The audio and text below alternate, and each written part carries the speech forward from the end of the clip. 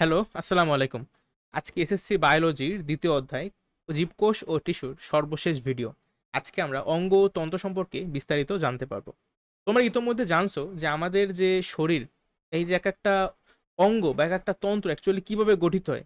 আমি মেবি প্রথম দিনই একটা কথা বলছিলাম, আর এই কথাটা আজকে মনে রাখবা, মানে তোমার সারা জীবনে কাজে লাগবে। আমি একটা লাইন লিখি, দেখো কিছু বোঝো কিনা। কোষ, তারপর লিখলাম টিস্যু, তারপরে অঙ্গ, আর তারপরে তন্ত্র, তারপর আমি লিখতে পারি দেহ। এখন এই কথাটা বা এই লাইনটা দ্বারা আমি কি বুঝাইতেছি? আমি বুঝাইতেছি যে অনেকগুলা কোষ মিল্লা তৈরি করে একটা টিস্যু, অনেকগুলা টিস্যু মিল্লা তৈরি করে একটা অঙ্গ, অনেকগুলো অঙ্গ মিল্লা তৈরি হয় এক একটা তন্ত্র, আর অনেকগুলা তন্ত্র মিল্লা আমাদের সম্পূর্ণ দেহটা তৈরি হয়। তাহলে আমাদের যে মানে দেহ, হিউম্যান বডিতে কিন্তু অনেকগুলা তন্ত্র আছে, তাই না? আমরা এই চ্যাপ্টারের একেবারে প্রথমে কোষের গঠন সম্পর্কে জানছি, একটা কোষ কিভাবে গঠিত হয়, কোষের ভিতরে কি ছিল, তাই না, দেখতে কেমন। তারপরে আমি টিস্যুর প্রকারভেদ সম্পর্কে জানছি, শুধু কিন্তু প্রাণী টিস্যু না, আমি কিন্তু উদ্ভিদ টিস্যুর যে প্রকারভেদ, সেটা গঠিত হয় কিভাবে, তাই না, সবকিছু একদম বিস্তারিতভাবে জানছি। আজকে আমরা অঙ্গ ও তন্ত্র সম্পর্কে জানবো। বেশি সময় লাগবে না, মূলত আমরা তন্ত্র সম্পর্কে জানবো, জাস্ট আলোচনা করব যে কোন তন্ত্র কোন কোন অঙ্গ নিয়ে গঠিত হয়েছে, তাইলে আমাদের আজকে ক্লাসটা শেষ। প্রথমেই দেখো কি বলা আছে, যে এই যে যে কথাটা আমি তোমারে বললাম সেই জিনিসটাই, যে এক বা একাধিক টিস্যু দিয়ে তৈরি হবে আর একটা নির্দিষ্ট কাজ করতে সক্ষম প্রাণী দেহের এই অংশটাকে বলা হয় এক একটা অঙ্গ। ঠিক আছে, এখন এই অঙ্গ নিয়ে যে আলোচনা করা হয় জীববিজ্ঞানের যেই শাখায়, সেই শাখাটার নাম হলো মরফোলজি বা অঙ্গ সংস্থান বিদ্যা। এই কথাটা তোমরা আগেও শুনছো। আমরা প্রথম অধ্যায়ে যে ভৌত জীববিজ্ঞান, ফলিত জীববিজ্ঞানের যে শাখাগুলো ছিল, সেই সময় কিন্তু এই মরফোলজি নিয়ে আলোচনা করছি, তাই না? মরফোলজি দুই প্রকার, কি কি? আমাদের বাইরের যে অঙ্গগুলো আছে, বাইরে থেকে যেগুলো দেখতে পাই, সেই অঙ্গ নিয়ে যেখানে আলোচনা করা হয় সেটা হলো গিয়ে বহিস্থ বা বহির অঙ্গ সংস্থান, এক্সটার্নাল মরফোলজি।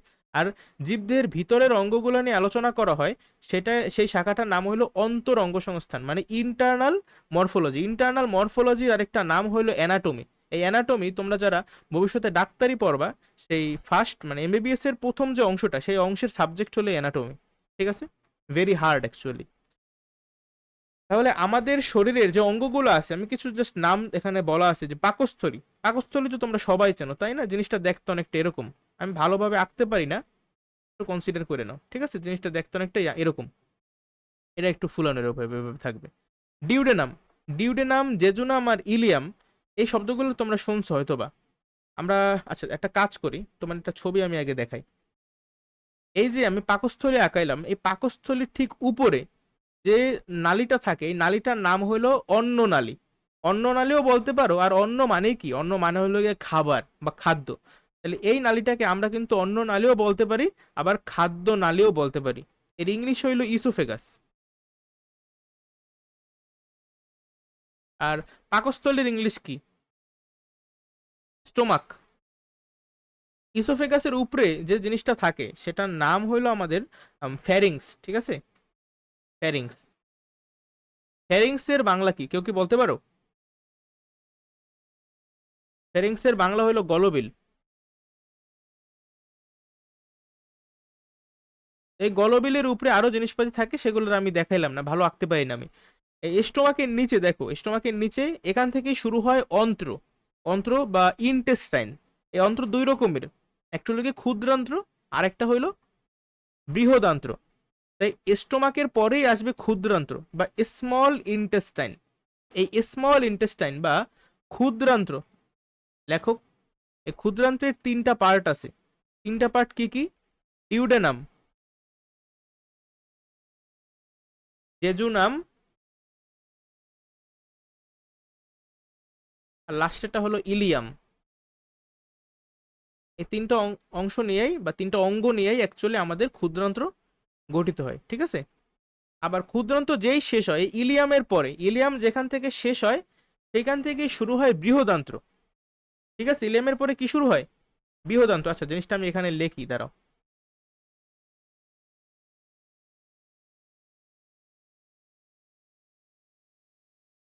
ইলিয়ামের পরে শুরু হবে বৃহদান্ত্র। বৃহদান্ত্রের কোন পার্টটা আসবে প্রথমে? তোমরা কি কেউ জানো বৃহদান্ত্রের তিনটা পার্টের নাম? সিকাম, সিকামের পরে কোলন, নাম শুনছো না? কোলন ক্যান্সার হয় অনেকের, এই কোলন। তারপর আছে রেকটাম, রেকটামের বাংলা হইলো মলাশয়। এর নাম দেখেই তুমি বুঝতে পারছো এ মানে এই জিনিসটা কি, তাই না? মলাশয়, এখানে আমাদের মল জমা থাকে। তারপরে মলাশয় থেকে বের হয়ে আমাদের পায়ু ছিদ্র আছে, সেই পায়ু ছিদ্রের মাধ্যমে বর্জ্য পদার্থগুলো বের হয়ে যায়। ঠিক আছে, এই জিনিসগুলো কি কিছু কমন সেন্সের বিষয়, এগুলো আমাদের মানে জানা দরকার সবার। এখন আবার আসে আমার বইয়ে কি বলা আছে, দেখো। তো আমাদের যে কিছু তন্ত্রতন্ত্র আছে, যে যেমন পরিপাক, পরিপাক হওয়ার জন্য আমাদের পরিপাক তন্ত্র আছে, শ্বসন তন্ত্র আছে, রেচন তন্ত্র আছে। রেচন মানে কি? আমাদের এই যে শরীরে যে সকল বর্জ্য পদার্থ তৈরি হয়, সেই বর্জ্য পদার্থগুলোকে যে বের কইরা দেব, সেই বের কইরা দেওয়ার যে কাজটা করে, এই কাজটাই হলো কি আমাদের রেচন তন্ত্রের মাধ্যমে হয়। ঠিক আছে, আচ্ছা। আর প্রজনন তো বুঝোই। আচ্ছা, ইত্যাদি শারীরবৃত্তীয় কাজ করার জন্য প্রাণীদের কতগুলো অঙ্গের প্রয়োজন হয়, অঙ্গের সমন্বয়ে এই তন্ত্রগুলা গঠিত হয়। তাহলে এখন জাস্ট আমরা এই তন্ত্রগুলো সম্পর্কে সংক্ষেপে জানবো, খুবই সংক্ষেপে। পরবর্তীতে দেখবা কি এই পরিপাক তন্ত্রের উপরে একটা চ্যাপ্টার আছে, শ্বসন তন্ত্রের উপরে আরেকটা চ্যাপ্টার আছে, স্নায়ুতন্ত্রের উপরে আরেকটা চ্যাপ্টার আছে। ঠিক আছে, ওই চ্যাপ্টারগুলোতে তোমরা বিস্তারিতভাবে জানবা। যাক, দেখো, এই যে আমাদের পরিপাক তন্ত্র, যার ইংলিশ ডাইজেস্টিভ সিস্টেম, এখানে কোন কোন অঙ্গ থাকে? শুরু হয় মুখ থেকে, মুখের যে ছিদ্র, সেই মুখের ছিদ্রের মাধ্যমে আমাদের পরিপাক তন্ত্র শুরু। তারপরে মুখ গহ্বর, মানে গহ্বর মানে হইলো ফাঁকা জায়গা, মুখের যে ফাঁকা জায়গাটা আছে সেটাই হলো মুখ গহ্বর। ঠিক আছে, তারপরে গলবিল, এই গলবিল বা ফ্যারিংস। আচ্ছা, আমি জিনিসটা লেখা ফেলাই। এই ফ্যারিংসের অ্যাকচুয়ালি তিনটা পার্ট আছে। তোমরা কি কেউ বলতে পারবা তিনটা পার্টের নাম? প্রথমটা হলো নেজোফ্যারিংস, তারপরে ওরোফ্যারিংস, তারপরে ল্যারিঙ্গোফ্যারিংস।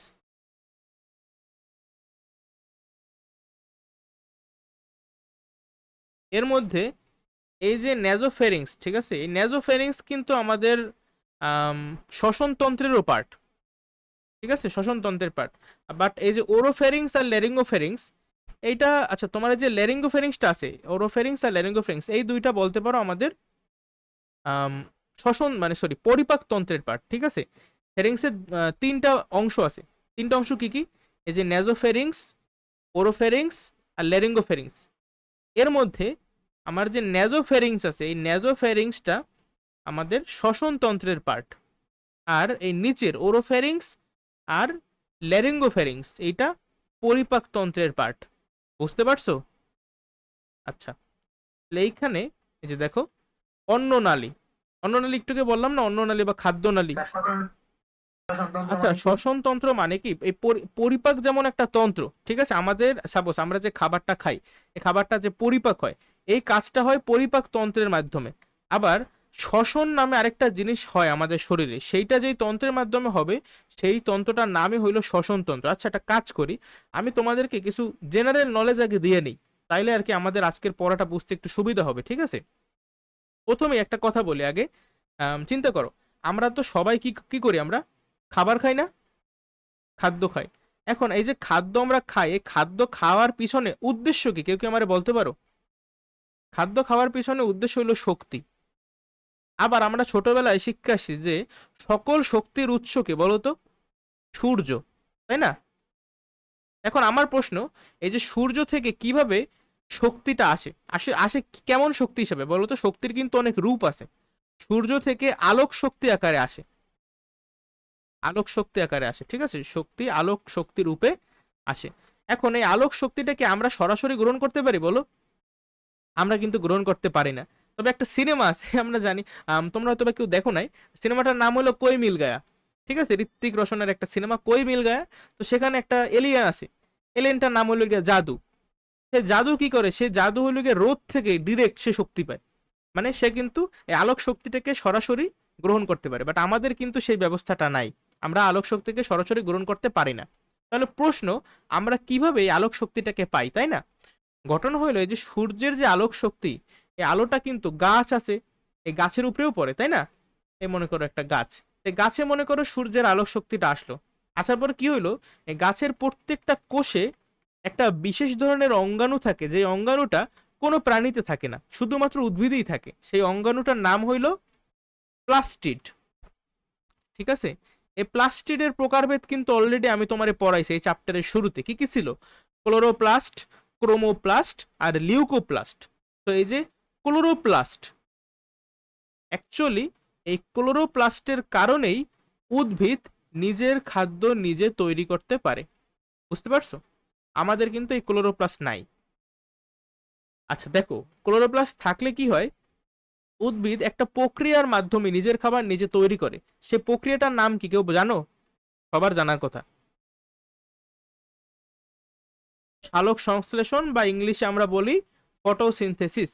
এই প্রক্রিয়ার মাধ্যমে উদ্ভিদটা কি করলো, উদ্ভিদ সূর্য থেকে যে আলোক শক্তিটা আসলো সে আলোক শক্তি ব্যবহার কইরা প্রত্যেকটা কোষ কি করলো, নিজের খাবারটা নিজে তৈরি করলো। ঠিক আছে, এখন এই আলোক শক্তিটা রাসায়নিক শক্তিতে রূপান্তরিত হয়েছে। রাসায়নিক শক্তি, আলোক শক্তি রাসায়নিক শক্তিতে রূপান্তরিত হয়েছে। তারপরে মনে করো এই যে গাছটা নিজের খাবার নিজে তৈরি করলো, এখন খাবারটাও কি করবে, ও কিছু কিছু খাবার এই গাছটা নিজে খাবে, আর বাকি কি করবে, বাকিগুলা মনে করো এই ফল, ফল হবে, ফুল হবে, তারপরে এই মূল কাণ্ড, এখানে অনেক কিছু মানে এই খাদ্যটা সঞ্চিত থাকে। ঠিক আছে, আমরা মানুষটা কি করি বা অন্যান্য প্রাণীরা কি করে, এই ফলমূল খায়, তারপরে এই যে ঘাস লতা পাতা শাক সবজি এগুলো সব খাই না আমরা। এগুলা খাদ্য, এই খাদ্যগুলা গ্রহণ করার মাধ্যমেই এই সূর্য থেকে আসা আলোক শক্তি ঘাস বা লতা পাতা শাকসবজি এখানে রাসায়নিক শক্তি রূপে সঞ্চিত ছিল। সেই রাসায়নিক শক্তিকে আমরা আমাদের শরীরের ভিতরে গ্রহণ করি, তাই না? শরীরের ভিতরে যখন গ্রহণ করি এই রাসায়নিক শক্তি যান্ত্রিক শক্তিতে রূপান্তরিত হয়। ঠিক আছে, এই যান্ত্রিক শক্তির মাধ্যমেই অ্যাকচুয়ালি আমরা বিভিন্ন কাজ করি। তাহলে এখন আমার প্রশ্ন, এই রাসায়নিক শক্তিটা আমরা গ্রহণ করি এই যে যান্ত্রিক শক্তিতে রূপান্তরিত হইল, এটা কিভাবে হইল, তাই না? আচ্ছা, অনেকে প্রশ্ন করতে পারে যে ভাই আমরা মানুষরা তো এইখান থেকে খাইলাম, আমরা ঘাস লতা মানে আমরা তো শাকসবজি খাই, তাই না? তো এইভাবে আমরা সূর্যের থেকে এই যে শক্তিটা আমরা পাইলাম। এখন অনেকে একটু চালাক, অনেকে বলবে কি ভাই একটা বাঘের কথা একটু চিন্তা করেন, এ বাঘ তো ঘাস লতা পাতা খায় না, বাঘ খায় হরিণ রে। বাঘ কারে খায়? বাঘ খায় হরিণকে। এখন বলতে পারে ভাই হরিণ তো কোনো ঘাস লতা পাতা না, তার মানে বাঘ তো হরিণ রে খাইতেছে, বাঘ তো সূর্য থেকে শক্তিটা পাইতেছে না। অনেকে কিন্তু এরকম মনে করতে পারে, বাট সেটা কি সত্য বলো? এটা কিন্তু সত্য না। এই হরিণ, হরিণ আবার কি খায়? হরিণ কিন্তু ঠিকই এই ঘাস লতা পাতা গুল্ম এইসব জিনিস খায়। তার মানে হরিণ হলো গিয়া প্রাথমিক অবস্থায় এই যে ঘাস থেকে সূর্যের যে শক্তিটা প্রথমে হরিণ পাইছে, তারপর হরিণরে খাওয়ার মাধ্যমে এই শক্তিটা আবার বাঘের মধ্যে আসছে। এটা আমরা ছোটবেলায় খাদ্য জাল পড়ছি, তোমাদের কি মনে আছে? খাদ্য জাল, তারপরে খাদ্য শৃঙ্খল, এই জিনিসগুলোকে আমি ছোটবেলায় পড়ছি। তো সব প্রাণী অ্যাকচুয়ালি প্রত্যক্ষ, যেমন এই হরিণ কিন্তু প্রত্যক্ষভাবে উদ্ভিদের উপর নির্ভরশীল। আবার বাঘ, বাঘ কিন্তু প্রত্যক্ষ বা ডিরেক্টলি ভাবে নির্ভরশীল না। বাঘ কিভাবে নির্ভরশীল? বাঘ পরোক্ষভাবে এই ঘাসের উপরই নির্ভরশীল, মানে পরোক্ষভাবে উদ্ভিদের উপর নির্ভরশীল। বুঝতে পারছো? এই জন্য আমরা সবসময় যখন লেখি একটা কথা বলি যে সকল প্রাণী প্রত্যক্ষ বা পরোক্ষভাবে উদ্ভিদের উপর নির্ভরশীল। আমরা মানুষরা কিন্তু প্রত্যক্ষভাবেও নির্ভরশীল আবার পরোক্ষভাবেও নির্ভরশীল, তাই না? যে আমরা মনে করো কি খাই, এই যে গরু খাই, আমরা গরু খাই, আবার গরু আবার কি খায়, গরু আবার ঘাস খায়।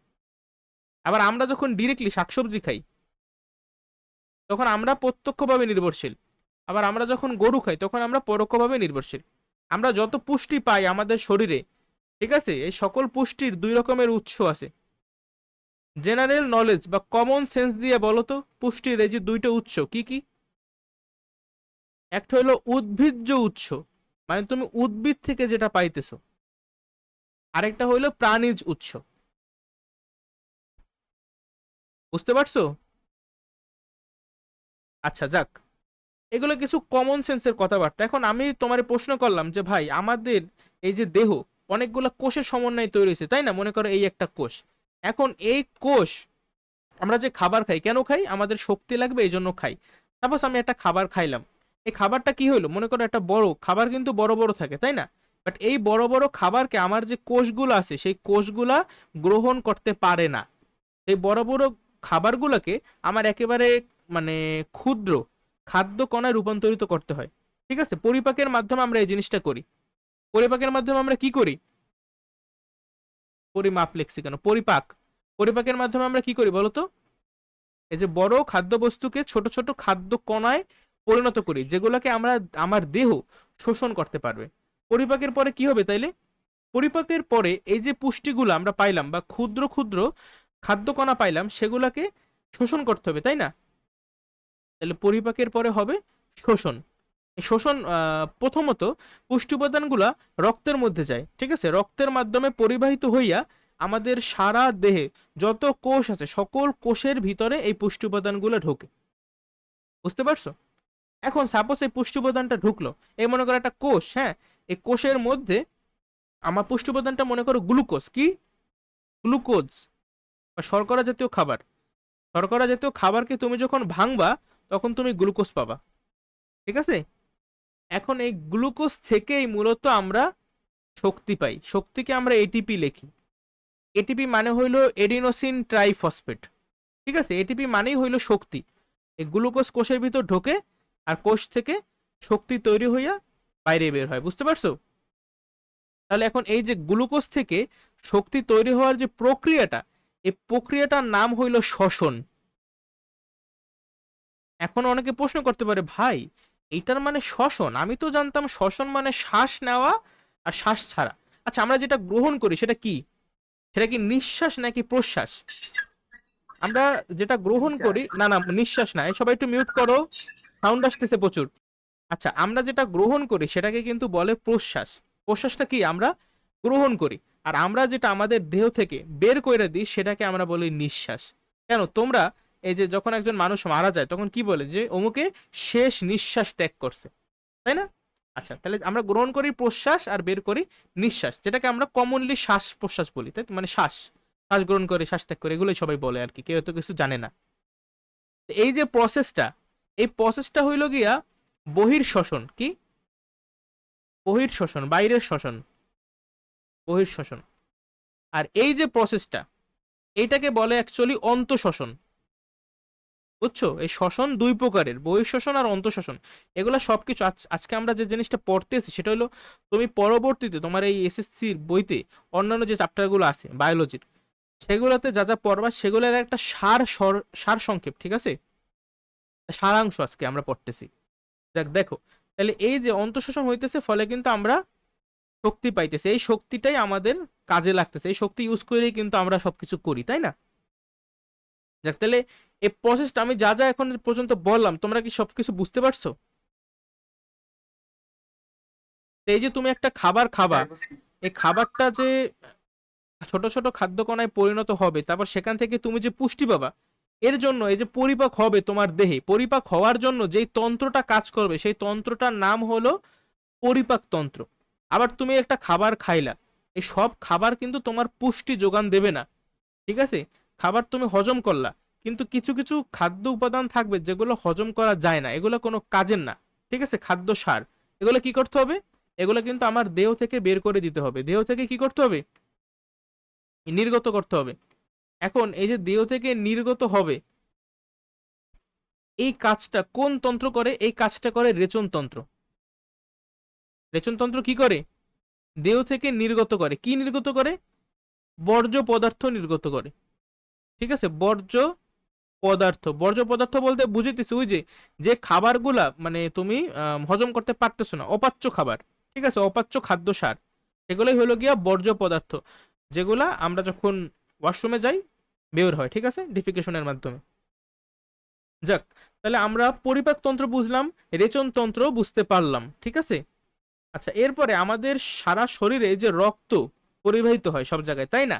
এর জন্য লাগে রক্ত সংবহন তন্ত্র। রক্ত সংবহন তন্ত্র, এই রক্তের কাজ মানে কি? রক্তের কাজ তো তোমরা জানো, তাই না? রক্তের মেইন কাজ কি? রক্তের মেইন কাজ হলো অক্সিজেন, কার্বন ডাই অক্সাইড এগুলাকে পরিবহন করা বা বিভিন্ন প্রয়োজনীয় দ্রব্যাদি পরিবহন করা। দ্বিতীয়ত কাজ হলো জীবাণুকে ধ্বংস করা, মানে প্রতিরক্ষার কাজে লাগে। আর তৃতীয়ত কাজ, মেইন কাজ হইলো রক্তকে জমাট বাঁধাতে সাহায্য করা, ঠিক আছে। এই রক্ত সম্পর্কে কিন্তু আমরা বিস্তারিত পড়ছি গত ক্লাসে। তাহলে এই যে রক্ত সংবহন তন্ত্র, এটা তো হইলো। এর পরবর্তীতে আমার এই যে আমি শ্বাস গ্রহণ করতেছি, শ্বাস ত্যাগ করতেছি, এই যে আমার কোষে কোষে গ্লুকোজটা পৌঁছতেছে, এই জিনিসটার জন্য আমার লাগবে শ্বসন তন্ত্র। এখন কি তুমি বুঝতে পারছো শ্বসন তন্ত্র কি? এই শ্বসন তন্ত্র অনেক কিছু কিছু অঙ্গ নিয়ে তৈরি হয়েছে, আমাদের এই জিনিসটাই লাগবে এমসিকিউর জন্য, যে শ্বসন তন্ত্র কোন অঙ্গগুলো নিয়ে তৈরি হয়েছে, ঠিক আছে। আচ্ছা, আরো তন্ত্র আছে, যেমন ত্বক তন্ত্র আছে, স্নায়ুতন্ত্র আছে। স্নায়ুতন্ত্র তো একটু আগে, স্নায়ু আমরা পড়ছি কি একটু আগে পড়ছিলাম স্নায়ু টিস্যু। তো আমাদের স্নায়ু টিস্যু আবার স্নায়ুতন্ত্রও আছে, ঠিক আছে। এই স্নায়ুতন্ত্রেরই একটা অংশ লিখে স্নায়ু টিস্যু, বা বলতে পারো অনেকগুলো স্নায়ু টিস্যু মিললে স্নায়ুতন্ত্র গঠিত হয়, এভাবে, ঠিক আছে। এরপরে এই যে জননতন্ত্র আছে, জননতন্ত্রের মাধ্যমে আমরা প্রজননে অংশগ্রহণ করি, ঠিক আছে, আমাদের বংশ বিস্তার করি, পরবর্তী আমাদের যে সন্তান সন্ততির জন্ম দিই। রেচনতন্ত্র অলরেডি ব্যাখ্যা করছি। ত্বকতন্ত্র তো বুঝতেই আছো নাম থেকে। আর অন্তঃক্ষরা গ্রন্থিতন্ত্র, এটা বুঝবে আমাদের দেহে কিছু গ্রন্থি আছে। গ্রন্থি মানে হইলো ব্যাগের মতো, কি গ্রন্থি কি? গ্রন্থি হইলো গিয়ে ব্যাগের মতো। এই গ্রন্থি থেকে কিছু জিনিস বের হয়, ঠিক আছে, কিছু রস রস নির্গত হয়। এই রসগুলোকে আমরা ভালো নামে ডাকি হরমোন। এটা কি হরমোন? এই হরমোন কিন্তু আমরা সবাই কম বেশি শুনছি, ঠিক আছে, হরমোন নির্গত করে। এখন শুধু হরমোন নির্গত করে না, আরেকটা জিনিস নির্গত করে, সেটা হলো গিয়ে এনজাইম। এখন এই গ্রন্থি অ্যাকচুয়ালি দুই রকমের। একটা হইলো বহিঃক্ষরা গ্রন্থি, বহিঃক্ষরা, আরেকটা হইলো অন্তঃক্ষরা গ্রন্থি, অন্তঃক্ষরা গ্রন্থি। এখন এই যে বহিঃক্ষরা গ্রন্থি আছে না, বহিঃক্ষরা গ্রন্থি থেকে অ্যাকচুয়ালি আমাদের এনজাইম নিঃসৃত হয়, এনজাইম, ঠিক আছে। এনজাইম বের হয় কোথা থেকে? বহিঃক্ষরা গ্রন্থি থেকে। আর অন্তঃক্ষরা গ্রন্থি থেকে বের হয় হরমোন। এই দুইটাই হলো গিয়ে রস জাতীয় পদার্থ, ঠিক আছে। এগুলোর কাজ কি? এই পদার্থগুলা আমাদের শরীরে বিভিন্ন জৈব রাসায়নিক বিক্রিয়া হয়, এই বিক্রিয়াগুলার মনে করো যে স্পিডটাকে একটু ফাস্ট কইরা দেয়, ফলে তাড়াতাড়ি খুব সহজেই ওই বিক্রিয়াগুলা হইতে পারে, ঠিক আছে। রাসায়নিক বিক্রিয়াকে ত্বরান্বিত করে বা বিক্রিয়ার হার বৃদ্ধি করে। এখন এই এনজাইম আর হরমোন আমাদের অনেক কাজে লাগে। তার মধ্যে অন্তঃক্ষরা গ্রন্থি থেকে যেহেতু হরমোন বের হয়, আমরা প্রথম অধ্যায়ে আলোচনা করছিলাম যে একটা শাখা আছে, শাখাটা হলো এন্ডোক্রাইনোলজি। এন্ডোক্রাইনোলজি আমার যতদূর মনে স্যার পড়ে, হ্যাঁ বলো। স্যার এনজাইমের সংজ্ঞাটা আরেকবার বলেন স্যার। আচ্ছা, এনজাইমের সংজ্ঞা লাগবে না। এনজাইম হলো গিয়ে আমাদের শরীরে কিছু রস জাতীয় পদার্থ আছে, এই পদার্থগুলা আমাদের কিছু গ্রন্থি আছে, গ্রন্থি মানে হলো গিয়ে ব্যাগ, ঠিক আছে, ব্যাগের মতো, মনে করো এই একটা ব্যাগ, এই ব্যাগের মধ্যে কিছু রস আছে, এই রসগুলা বের হয়। রসগুলা বের হয়ে আমাদের শরীরে বিভিন্ন যে বিক্রিয়া টিক্রিয়া হয়, এই বিক্রিয়াতে সাহায্য করে, সোজা কথা, বুঝতে পারছো? এখন এই গ্রন্থি কিন্তু দুই ধরনের আছে, আমি তোমার বললাম যে অন্তঃক্ষরা গ্রন্থি আর বহিঃক্ষরা গ্রন্থি। বহিঃক্ষরা গ্রন্থির আরেকটা নাম আছে, নামটা হইল সনাল গ্রন্থি, সনাল গ্রন্থি। আর অন্তঃক্ষরা গ্রন্থির আরেকটা নাম হইল অনাল গ্রন্থি, অনাল গ্রন্থি। অনাল মানে কি? অনাল মানে এখানে কোনো নল নাই, আর সনাল মানে কি এখানে নল আছে, ঠিক আছে। তাহলে সাপোজ এই যে একটা, মনে করো এটা ব্যাগ, ঠিক আছে, একটা গ্রন্থি। এখন এই গ্রন্থিতে মনে করো একটা নল আছে, এই নলের মাধ্যমেই এর ভিতরের যে রস আছে না, এই রসগুলা এই নলের মাধ্যমেই আমার যে প্রয়োজনীয় কোষ আছে সেই কোষগুলোতে যাবে, ঠিক আছে, যাইয়া কাজ করবে। তাহলে এই গ্রন্থিটা হইল কি একটা বহিঃক্ষরা গ্রন্থি অথবা স্বনাল গ্রন্থি, যেহেতু নল আছে। আর এই বহিঃক্ষরা গ্রন্থির কন্টেন্ট কি? ভিতরে আসলে আছে কি? ভিতরে আছে এনজাইম। বাট এরকম গ্রন্থিও আছে, জিনিসটা মনে করি এরকম, কিন্তু এখানে কোনো এরকম নল নাই, ঠিক আছে, নল নাই। এই ভিতরে যে জিনিসগুলো আছে এগুলোকে বলা হয় হরমোন। আর এই গ্রন্থিটাকে আমরা কি বলবো? এই গ্রন্থিটাকে আমরা বলবো অন্তঃক্ষরা গ্রন্থি। এখন প্রশ্ন আসতে পারে, ভাই যদি এদিকে নল না থাকে তাহলে হরমোনগুলা কিভাবে যাবে কোষগুলাতে? যাবে কিছুই না, এখানে কি রক্ত আছে না, রক্তের যে বাহিকা, ব্লাড ভেসেল, ডিরেক্টলি এই হরমোন এই রক্ত বাহিকার মধ্যে মানে চলে যাবে, ঠিক আছে। এই রক্তের মাধ্যমেই আমার অন্যান্য যে কোষগুলো আছে সেখানে চলে যাবে। নিজস্ব কোনো নালী লাগবে না। তার মানে কি, এই হরমোনগুলা কিন্তু যেহেতু রক্তের মাধ্যমে পরিবহিত হয়, রক্ত কিন্তু অনেক দূরে যাইতে পারে। তো এই অন্তঃক্ষরা গ্রন্থি অন্তঃক্ষরা গ্রন্থি কিন্তু অনেক দূরে দূরে কাজ করতে পারে, অনেক দূরের কোষে কাজ করে। কিন্তু বহিঃক্ষরা গ্রন্থি যেহেতু একটা নলের মাধ্যমে, মনে করে এই নলটা দিকে শেষ হচ্ছে, তার মানে এখানে যে কোষগুলো আছে এই কোষের উপরে কিন্তু এই এনজাইমটা কাজ করতে পারবে, কিন্তু এইখানে যে কোষ আছে সেই কোষের উপরে কিন্তু এনজাইম কাজ করতে পারবে না। বুঝতে পারছো? তাহলে বহিঃক্ষরা গ্রন্থি কিন্তু দূরে কাজ করতে পারে না, কাছাকাছি কাজ করে, আর অন্তঃক্ষরা গ্রন্থি অনেক দূরে দূরে কাজ করে। এগুলো যে বললাম এগুলো অনেক বেসিক জিনিসপাতি, বুঝছো? আচ্ছা, তাহলে এই অন্তঃক্ষরা গ্রন্থি তন্ত্র, মানে অন্তঃক্ষরা গ্রন্থি নিয়ে যে তন্ত্রটা গঠিত হবে সেটাই হলো কি অন্তঃক্ষরা গ্রন্থি তন্ত্র। এই হলো আমাদের মোটা দাগে আমাদের অঙ্গ ও তন্ত্র। পড়া শেষ হয় না, এত হাইশো না, এখনো বাকি আছে। বাকি আছে বলতে আমাদের এই ছবিটা লাগবে, ছবিটা অনেক বেশি ইম্পর্টেন্ট, এই ছবিটা দেখলেই সবকিছু বুঝবা। দেখো, পরিপাকতন্ত্র কোথায় শুরু হইলো?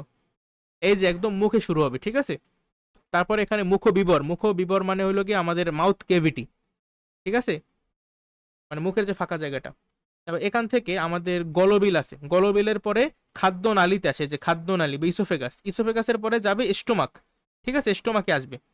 স্টোমাকে আসার পর স্টোমাক থেকে যাবে ক্ষুদ্রান্ত্র, ক্ষুদ্রান্ত থেকে যাবে বৃহদান্ত্র, বৃহদান্ত্র থেকে যাবে মলাশয়, তারপরে পায়ুপথের মাধ্যমে বের হয়ে যাবে। এই এই যে ছবিটা, এটা কি পরিপাকতন্ত্রের ছবি।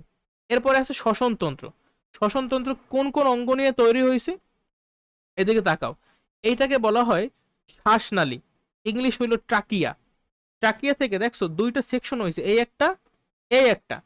লক্ষ্য করে একটু জুম করি আমি জিনিসটা, যে এই একটা সেকশন, এই আর একটা সেকশন, এগুলাকে বলা হয় ব্রঙ্কাস, ঠিক আছে। এই ব্রঙ্কাস তো অনেকগুলা ছোট ছোট ভাগে ভাগ হয়, তারপরে একদম ছোট ছোট ভাগগুলাকে বলা হয় ব্রঙ্কিওল, ঠিক আছে। এই ব্রঙ্কিওলকে আরো যদি জুম করো তাহলে তুমি পাবা এলভিওলাস নামে একটা জিনিস। আর এই যে বড় বড় যে দুইটা অর্গান, এই যে এই একটা আর এই একটা, এদের নাম কি? এদের নাম হইলো ফুসফুস, এদের ইংলিশ হইলো লাংস, তাই না? অনেকের কিন্তু লাংস ক্যান্সার হয়, স্পেশালি যারা বেশি বেশি বিড়ি সিগারেট খায়। দেখো, আর নিচে একটা জিনিস আছে, এটা একটা পর্দার মতো, এই পর্দাটা কি করে? আমাদের বুক আর আমাদের যে পেট, একে আলাদা করে। এই পর্দাটার নাম হইলো ডায়াফ্রাম, ঠিক আছে, একটা ছাতার মতো।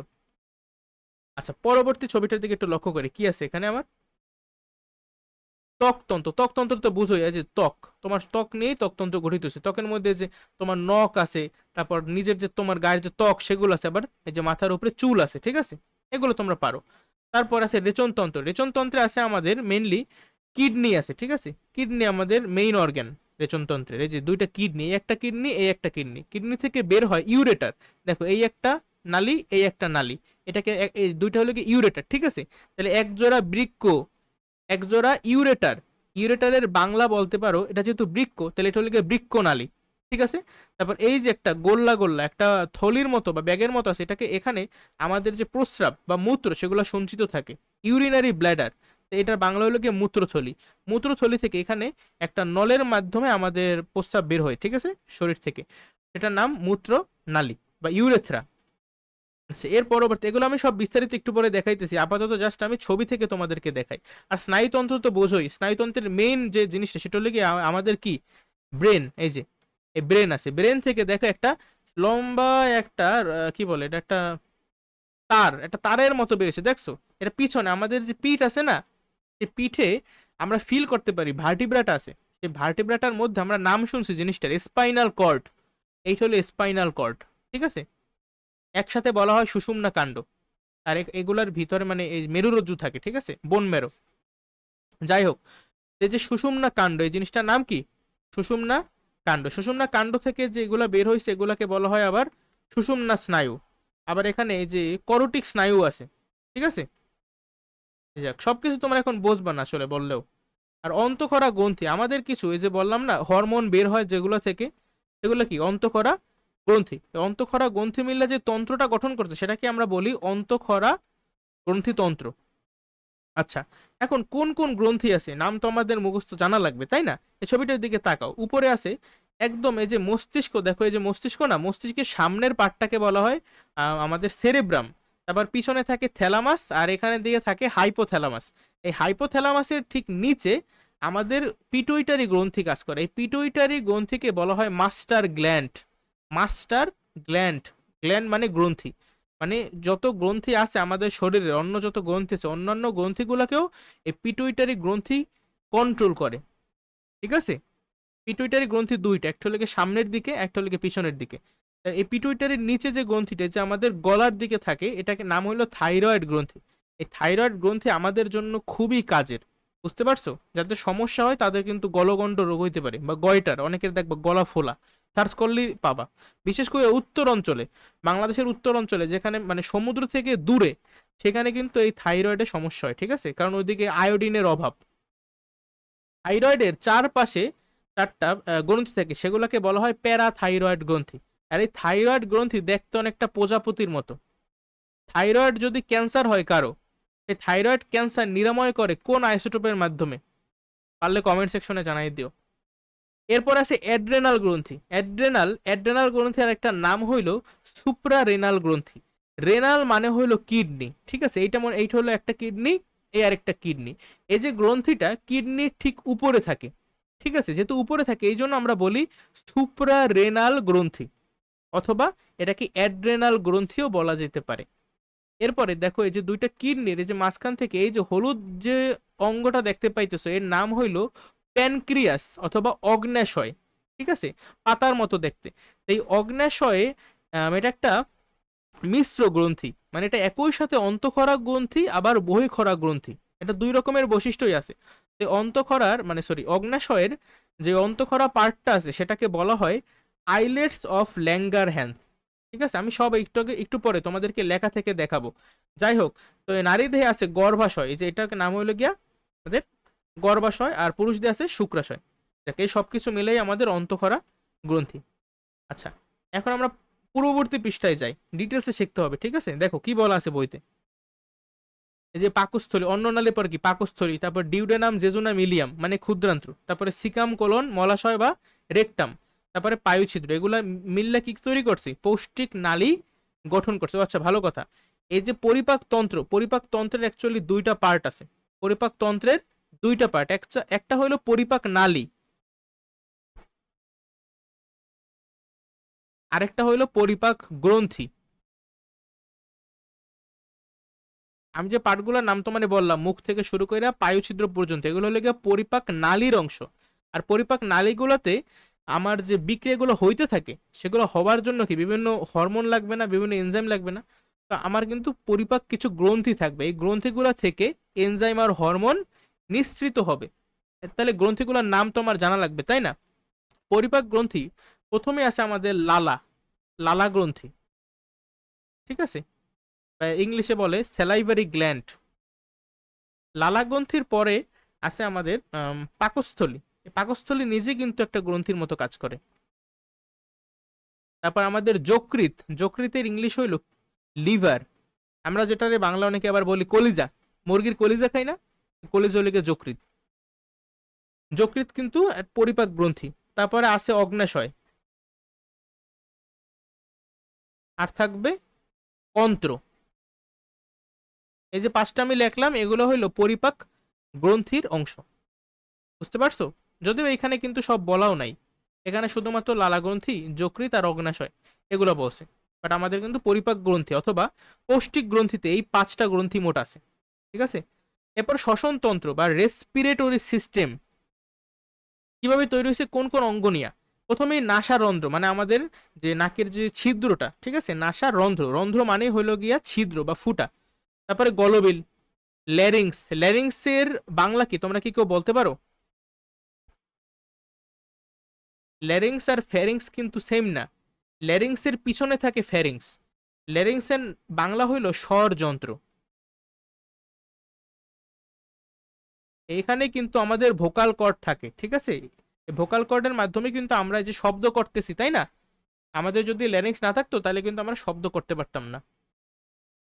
আচ্ছা, তাহলে এরপরে কি আছে? ওই যে ট্রাকিয়া বা শ্বাসনালী, তারপরে ব্রঙ্কাস, ওই যে দুই পাশে দুইটা নাইমে গেছিল মনে পড়ে, এই মনে করো আমাদের শ্বাসনালী। তারপরে এইখান থেকে দুই পাশে দুইটা নাইমে গেছিল, এই যে দুইটা আমাদের যে ফুসফুস ছিল, এই একটা ফুসফুস আবার এই আরেকটা ফুসফুস, এই দুইটা ফুসফুসের ভিতরে দিয়ে ঢুকে গেছিল। এটা একটা ব্রঙ্কাস, এই আরেকটা ব্রঙ্কাস।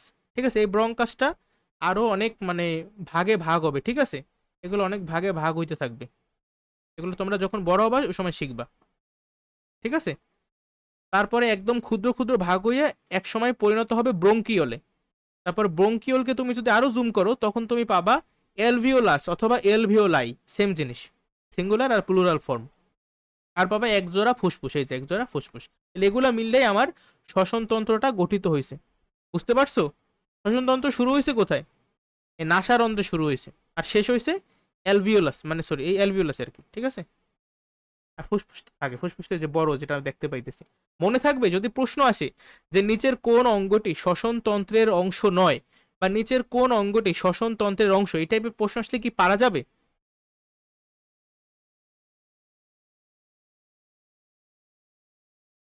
আশা করি পারা যাবে, এটা খুবই সহজ, ঠিক আছে, কঠিন কিছু না। এরপর আছে স্নায়ুতন্ত্র। স্নায়ুতন্ত্রে কি কি আছে বলতো? স্নায়ুতন্ত্র কি নিয়ে গঠিত? মস্তিষ্ক থাকবে, সুষুম্না কাণ্ড থাকবে, আর করটিক স্নায়ু থাকবে। করটিক স্নায়ু আমাদের মোট আছে 12টা, ঠিক আছে? দেশের সরি দেহের আর কি। স্নায়ুতন্ত্রের মেন কাজ কি?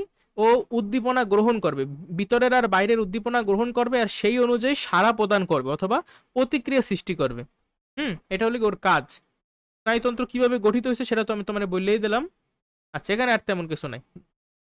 এরপরে আছে আমাদের রেচনতন্ত্র বা এক্সক্রেটরি সিস্টেম। এটাও বলা হয়ে গেছে আমাদের যে বর্জ্য পদার্থ বের করে দেব সেটাই। দেখো, রেচন প্রক্রিয়া মানে কি? রেচন প্রক্রিয়া মানে আমাদের দেহে যে সকল অপ্রয়োজনীয় বর্জ্য পদার্থ তৈরি হয় সেগুলো যে নিষ্কাশন করব সেই পদ্ধতিটাকেই বলা হয় রেচন প্রক্রিয়া। আর রেচন প্রক্রিয়া যে তন্ত্রের মাধ্যমে হয় সেই তন্ত্রটাকে আমরা বলি রেচন তন্ত্র। রেচন তন্ত্রে কোন কোন অঙ্গ লাগে? এই যে একজোড়া বৃক্ক, একজোড়া ইউরেটার, একটি মূত্রথলি, একটি মূত্রনালী। অলরেডি কিন্তু আমি চিত্রের মাধ্যমে এগুলো দেখাইছি। এগুলো পারবা? যদি প্রশ্ন আসে যে রেচন তন্ত্র কোন অঙ্গগুলো নিয়ে গঠিত হয়, সংক্ষিপ্ত প্রশ্ন লিখতে পারবা? আমাদের দেহে যে বিভিন্ন রকমের বিক্রিয়া হইতো, বিভিন্ন জৈব রাসায়নিক বিক্রিয়া হইতো, এই বিক্রিয়াগুলো হওয়ার ফলে কিছু পদার্থ তৈরি হয়। বিক্রিয়া হওয়ার পরে কিছু পদার্থ তৈরি হয়, সেগুলোকে আমরা বলি উপজাত দ্রব্য। কি বলি? উপজাত দ্রব্য। তো কিছু কিছু উপজাত দ্রব্য আমাদের শরীরের জন্য ক্ষতিকর, ঠিক আছে? এগুলো নাইট্রোজেন ঘটিত বর্জ্য পদার্থ। নাইট্রোজেন ঘটিত কেন বলতেছি? কারণ এই পদার্থগুলোর মধ্যে নাইট্রোজেন আছে, এই জন্য আমরা নাইট্রোজেন ঘটিত বর্জ্য পদার্থ বলি এগুলোকে। আর এগুলোই আমরা নিষ্কাশন করি। আর এই নিষ্কাশন যে প্রক্রিয়াটা সেটাই রেচন প্রক্রিয়া, আর যে তন্ত্র করে সেটাই রেচন তন্ত্র। আশা করি কোনো সমস্যা নেই। আর জননতন্ত্র নিজের একটু রিডিং পড়ে নিও, এখানে আসলে তেমন কিছু বলা নাই, বাট আলোচনা করলে জননতন্ত্র অনেক বড়, বাট এখানে তেমন আলোচনা করা নাই। পুরুষ আর নারীর কিন্তু জননতন্ত্র আলাদা, ঠিক আছে? কারণ মানুষ কি, মানুষ কিন্তু একলিঙ্গ প্রাণী। এই জন্য কিছু কিছু আছে যারা উভলিঙ্গ প্রাণী। আমরা যারা বিভিন্ন পর্বের যে প্রাণীগুলো ছিল, হ্যাঁ, প্লাটি হেলমিনথেস নেমাটোডা, এই পর্বের প্রাণী, পর্বের যে বৈশিষ্ট্যগুলো ছিল সেগুলো যদি তোমাদের মুখস্থ থাকে তাহলে জানো যে সম্ভবত প্লাটি হেলমিনথেসের বৈশিষ্ট্য হলো কি এরা উভলিঙ্গ প্রাণী, ঠিক আছে? মানে 2 in 1। আচ্ছা যাক, ত্বকতন্ত্র বা ইনটেগুমেন্টারি সিস্টেমে তেমন কিছু নাই। ত্বক মানে কি? ত্বক হলো আমাদের দেহের সব থেকে বাইরের যে আবরণ, সেটাই হলো আমাদের ত্বক। এই ত্বক তাহলে কি করে? যেহেতু সব থেকে বাইরের আবরণ, ও আমাদের বাইরের আঘাত থেকে রক্ষা করে, সুরক্ষা প্রদান করে, জীবাণু থেকে রক্ষা করে, তাই না? জীবাণুর আক্রমণ থেকে। এই কথাগুলোই জাস্ট বলা আছে, এগুলো কমন সেন্স, অ্যাপ্লাই করলেই তোমরা পারবা। এখন এই ত্বকে কিছু গ্রন্থি থাকে, কিছু কি থাকে? গ্রন্থি থাকে। গ্রন্থি আমি যদি কিছু নাম বলি, যেমন ঘর্ম বা ঘাম গ্রন্থি লিখে দিই, ঘাম গ্রন্থি থাকে। এই ঘাম গ্রন্থির মাধ্যমে কি হয়? ঘাম বের হয়, ঠিক আছে? ঘাম গ্রন্থির ইংলিশ হইল সোয়েট গ্ল্যান্ড। সোয়েট মানে ঘাম, সোয়েট গ্ল্যান্ড, ঠিক আছে? আরো কিছু গ্রন্থি থাকে যেমন সিবেসিয়ান গ্ল্যান্ড। আচ্ছা দেখ, ওগুলো তোমার দরকার নেই, জাস্ট মনে রাখো যে ত্বক তন্ত্রে আমাদের কিছু ক্ষুদ্র ক্ষুদ্র গ্রন্থি থাকে। একটা নাম লিখে দিছি, ঘাম গ্রন্থি, শেষ। আচ্ছা, এরপরে অন্তঃক্ষরা গ্রন্থি তন্ত্র, এগুলো আমি মানে ডিটেলস একটু আগে বলছি তোমার, যে কোন কোন গ্রন্থি আছে সেগুলোর নাম আমার জানা লাগবে, পিটুইটারি থেকে শুরু কইরা এই সুপ্রারেনাল, এই সব কিছু, ঠিক আছে? আর কিছু এখানে লাগবে না। এই যে পরিবহন করার জন্য এর কোনো নির্দিষ্ট নালী থাকে না, এই যে নালী থাকে না, নালী থাকে না দেখেই তো এটা অন্তঃক্ষরা গ্রন্থি।